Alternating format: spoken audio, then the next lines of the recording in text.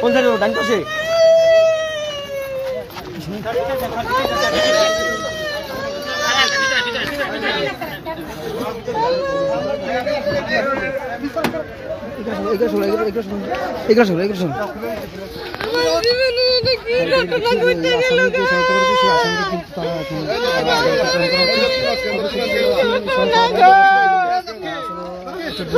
সৃষ্টি হয়েছিল যে আসামিকে হয়তো ছেড়ে দেওয়া হবে, কিন্তু আইনের উদ্যোগী ছিল।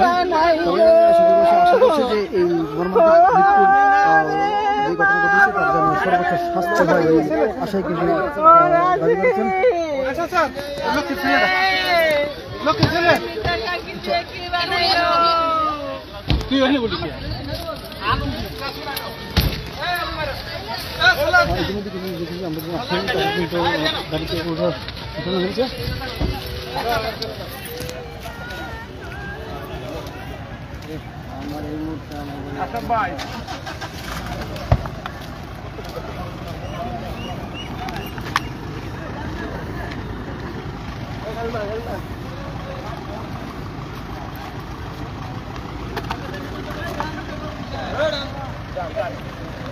তো দর্শক, যারা এই জড়িত ছিলেন আমার সাথে সংযুক্ত রয়েছেন দেশের বাইরে থেকে, যারা আমার সাথে এই মুহূর্তে রয়েছেন, আমরা ইতিমধ্যে দেখেছি যে আসামিকে নিয়ে আসলে শক্তিপুরে 2 দিন যাবৎ যে উত্তেজনা বিরাজ করে সেই আসামি কিন্তু এই মুহূর্তে কোর্টে পাঠানো হচ্ছে।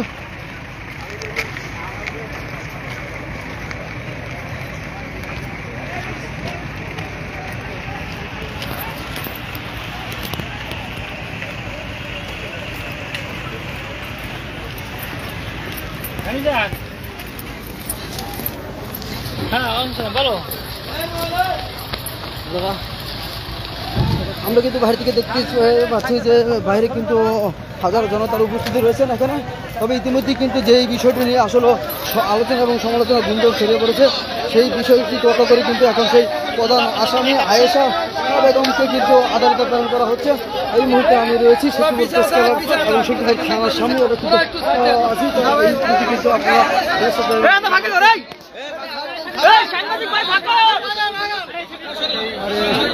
তাইবা হত্যা মামলার যে প্রধান আসামি কিন্তু এই মুহূর্তে আদালতে প্রেরণ করা হচ্ছে। আমরা কিন্তু ইতিমধ্যে দেখি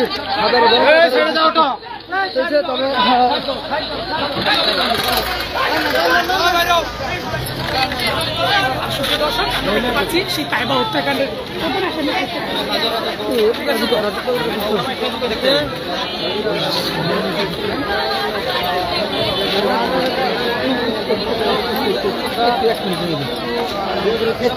সেই বিষয়টা হচ্ছিল যে আমরা তাইবা হত্যার যে প্রধান আসামি আয়েশা বেগমকে, তো আমরা রাতভর দিনভর শুনেছি যে তাকে নাকি ছাড়ার এই বিষয়টা নিয়ে নানান গুঞ্জন ছড়িয়ে পড়েছে শক্তিপুর প্রশাসন কানে। তবে এই বিষয়টা নিয়ে যেহেতু আপনি সকাল থেকে কাজ করছেন, গুজব তো গুজবই, এখন যে গুজবই আপনারা সাংবাদিক মহল আপনারা দেখেছেন আমরা কি করেছি। আমাদেরও কিছু কৌশল, যেহেতু আমাদের আসামি আমাদের পরিবার একজন সদস্য, যিনি শিশু হত্যাকাণ্ড করেছে সে আমার মেয়ের বয়সী, সে আমাদের ভাতিজি, আমাদেরও কিছু কৌশল অবলম্বন করতে হয়েছে। আমরা চেয়েছি সবসময়, আমরা বক্তব্য দেখেছেন যখন প্রথম দিন আমরা মানববন্ধন করেছি, আমরা স্পষ্ট ঘোষণা দিয়েছি খুনি যেহেতু আমাদের পরিবারের যদি কেউ হয় তাদের আমরা শাস্তি চাই, তার ফাঁসি চাই। আমরা বারবার বলে এসেছি প্রকৃত অপরাধী যেন, যেহেতু আমরা সর্দার পরিবারের সাথে সম্পৃক্ত, আমাদের সর্দার পরিবারের একজন শিশুকে হত্যা করা হয়েছে, আমরা সর্বোচ্চ চেষ্টা করেছি যাতে কোনো নিরপরাধ মানুষ এই মামলায় অন্তর্ভুক্ত না হয়। আমাদের পরিবারের সকল সদস্য আমরা সর্বোচ্চ চেষ্টা করেছি যাতে প্রকৃত যিনি অপরাধী আছে এই মামলায় যাতে অন্তর্ভুক্ত হয়। আমরা থানায় এটা নিয়ে গিয়েছি, এই কারণে আমরা বসেছি, অনেকের মধ্যে ধারণা জন্মেছে, আমরা নেগোশিয়েট করার চেষ্টা করেছি, কিন্তু আমরা চেষ্টা করেছি কোনো নিরপরাধ মানুষ যেন এই মামলায় অন্তর্ভুক্ত না হয়। প্রকৃত আমার ঘরের সদস্য যদি এই খুনের সাথে জড়িত থাকে তাকে যেন গ্রেফতার করা হয়। আমরা এই মিশন নিয়ে কাজ করেছি, গুজবই। ধন্যবাদ সবাইকে।